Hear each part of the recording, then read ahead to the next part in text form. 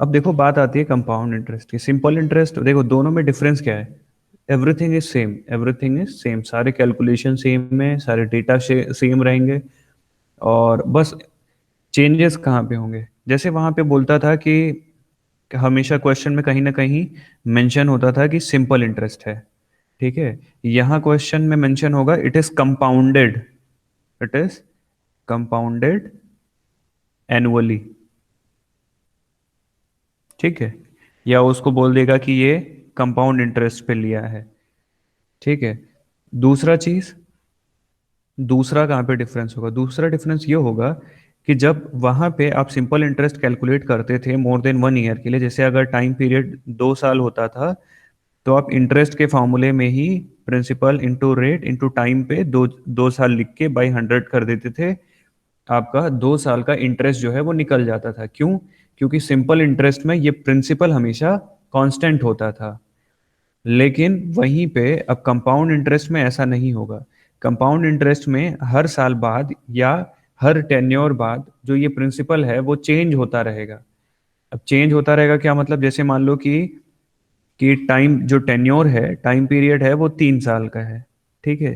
तो आपका पहला स्टेप क्या होगा कि पहले इंटरेस्ट फॉर फर्स्ट ईयर निकालो। जैसे मान लो कि वो आ गया 100 रुपये, और पहले साल का जो प्रिंसिपल था वो 1,000 रुपये था। अब principal for second year, principal for second year क्या हो जाएगा? P plus I. That means last वाला जो P1 था, P1 + I1, दैट मीन्स कि 1,000 प्लस 100 रुपये।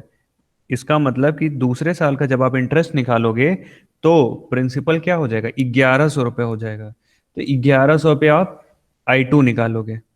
चलो मान लो I2 भी निकाल लिया। I2 जब आप निकाले हो तो पिछली बार 100 आया था, इस बार जो I2 मान लो 150 आया है। अब क्या करोगे? P3 क्या होगा? मतलब तीसरे साल का जब इंटरेस्ट निकालोगे तो P3 इक्वल टू हो जाएगा P2 + I2। लास्ट का जो प्रिंसिपल था प्लस जो इंटरेस्ट था वो एड अप हो जाएगा, तो वो P3 आ जाएगा। इसी हिसाब से आपको आगे सॉल्व करते जाना है। बात समझ में आई? यस और नो? बात यस समझ। सर। बेसिकली कहने का मतलब ये है कि जो प्रीवियस ईयर का अमाउंट होता है, जैसे मान लो प्रीवियस ईयर का जो अमाउंट होता है वो प्रिंसिपल हो जाता है नेक्स्ट ईयर, ठीक है। बात समझ में आई कि लास्ट ईयर का जो अमाउंट होगा वो नेक्स्ट ईयर का प्रिंसिपल हो जाएगा, ठीक है। अब चलो एक क्वेश्चन देता हूँ, सब लोग एक साथ करना। जैसे मान लो कि प्रिंसिपल है 1,000 रुपये, रेट ऑफ इंटरेस्ट है 10%, टाइम पीरियड है 3 साल, and it is compounded annually. Compounded annually, देखो एनुअली यहां पे मेंशन कर रहे हैं, ठीक है। चलो बताओ कि total interest earn at the end of 3 year कितना होगा? Total interest earn at the end of 3 year कितना होगा? समझ गए ना क्या करना है? Yes sir. आपको I1 + I2 + I3 निकालना है। इसमें से कोई ऐसा है कि जो 9B वाला एक्सरसाइज पूरा कंप्लीट कर चुका है, खुद से ही कर लिया है, ऐसा कोई है? No no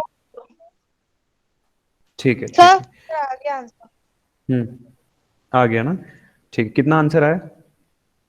1690। 1,1600?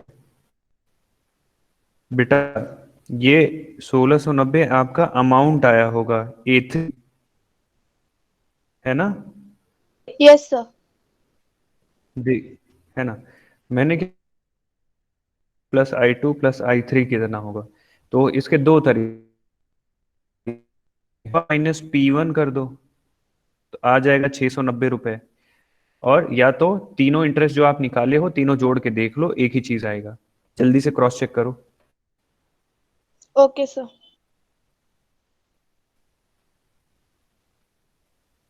एक, मतलब तीसरे साल का जो अमाउंट, साल का पहले प्रिंसिपल निकाले होगे, फिर तीसरे साल का इंटरेस्ट निकाले होगे, दोनों जोड़ोगे, A3 मतलब P3 प्लस I3, है ना, ये है A3 का सर मतलब। सर 2260 हाँ बोलो। आ रहा है थर्ड ईयर का। अमाउंट 2260। 60 सर 60। 60। चलो ठीक है, कोई और बताओ। दोनों कॉन्फ्लिक्ट हो गया, कॉन्ट्राडिक्टिंग है। कोई एक जन कंफर्म करिए।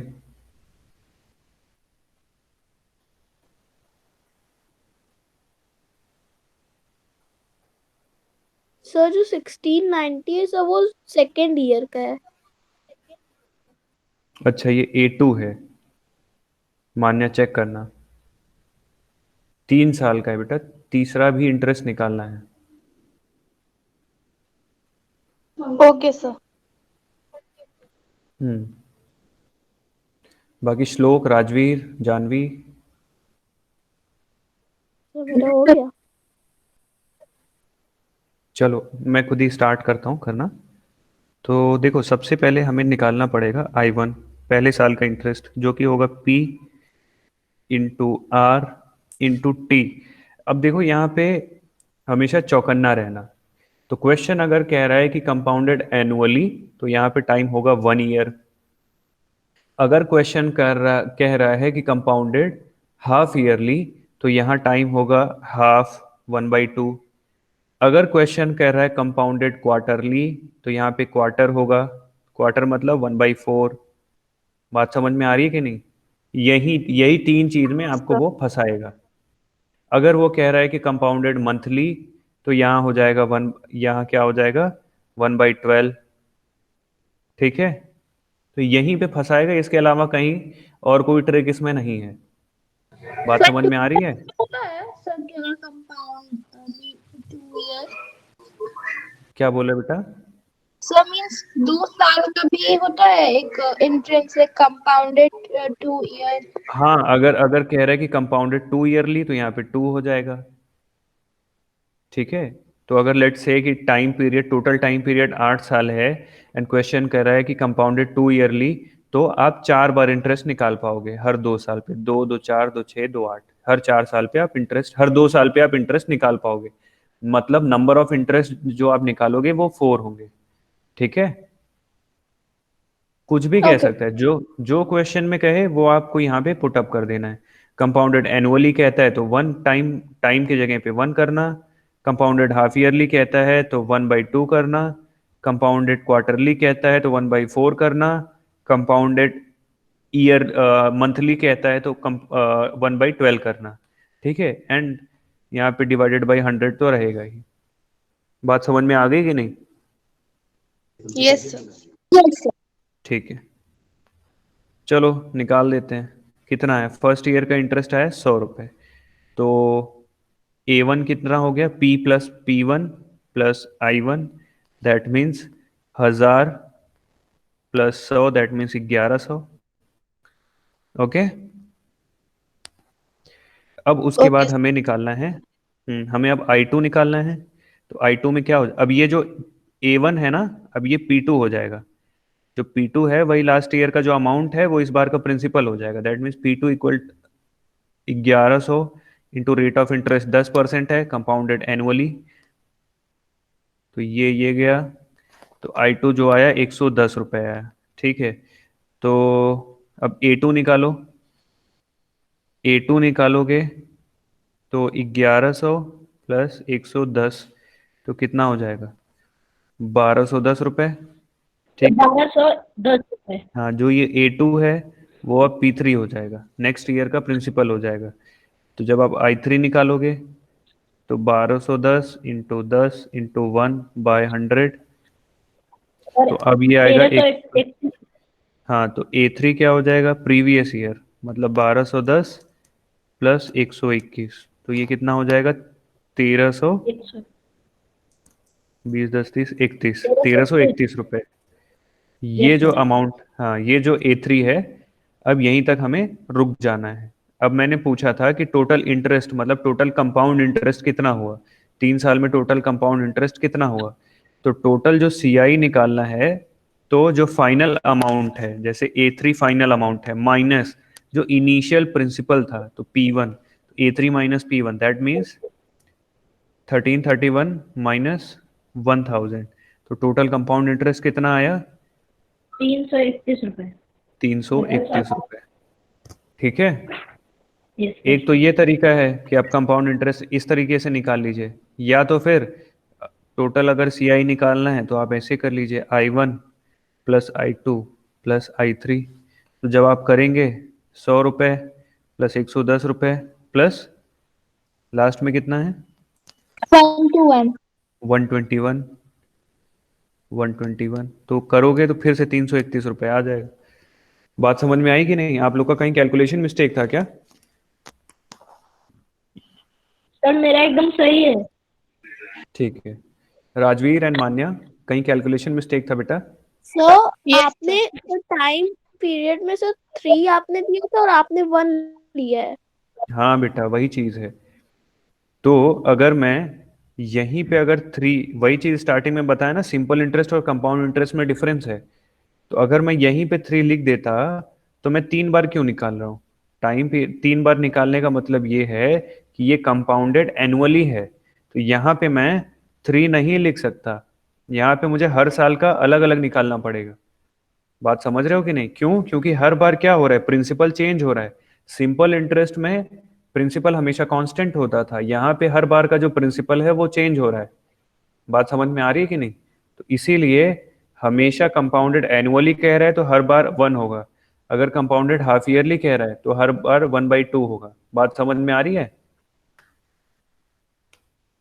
Yes sir. Yes sir. अब yes, क्लियर हो sir. गया? हम्म।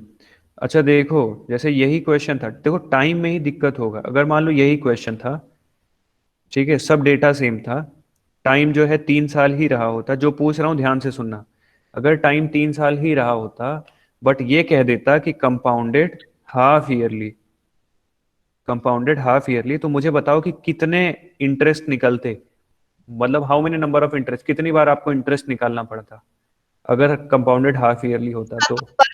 6 times. 6 बार, हाँ हाँ right. 6 times you will have to calculate the interest, and 6 के 6 बार आपको प्रिंसिपल चेंज करना पड़ेगा। तो P1 फिर P2, P1 क्या हो जाएगा? तो P1 तो जो अमाउंट है वही रहेगा, P2 क्या हो जाएगा? A1 प्लस P1, P3 क्या हो जाएगा?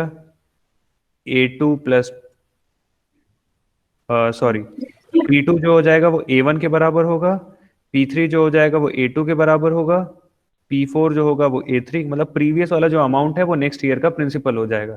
ठीक है, तब तो ऐसे बहुत ज्यादा कैलकुलेशन हो जाएगा, बट टाइम टेकिंग होगा। बिल्कुल बिल्कुल। तो इस वाले मॉड्यूल में आप ऐसे ही करोगे, इसका फॉर्मूला भी होता है, फॉर्मूला आप नेक्स्ट वाले एक्सरसाइज में आपके सामने आ जाएगा। ठीक है, बट अभी के लिए ऐसे ही सॉल्व करो, जब ये सॉल्व कर लोगे तभी जाके फॉर्मूला वाला समझ में आएगा। बात समझ में आई? Yes sir. ठीक है, तो कुछ और वैरायटीज मैं ढूंढता हूँ अगर बुक में कुछ है तो। पर एनम ही दिया है, पर एनम, एनुअली, हर जगह यहाँ पे एनुअली दिया है, कहीं भी हाफ ईयरली नहीं दिया है।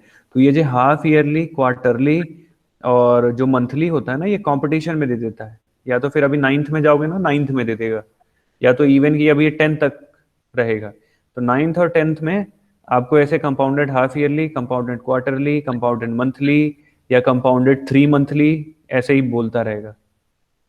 ठीक है ना? Okay sir. हम्म। तो आप एक काम करो, फटाफट इसको सॉल्व करते जाओ, और 10 मिनट का टाइम और है, फटाफट सॉल्व करो, जो भी डाउट है पूछ लो, क्योंकि इसमें बहुत ज़्यादा टाइम देने की ज़रूरत नहीं है, आप लोग को बस सॉल्व ही करना है, प्रैक्टिस करना है बस, और कहीं मिस्टेक होने के चांसेस भी नहीं है। जो मिस्टेक होने के चांसेस थे वो थे टाइम में, टाइम वाला जो चीज़ है मैंने क्लियर कर दिया, उसके अलावा और कोई चांसेस नहीं है।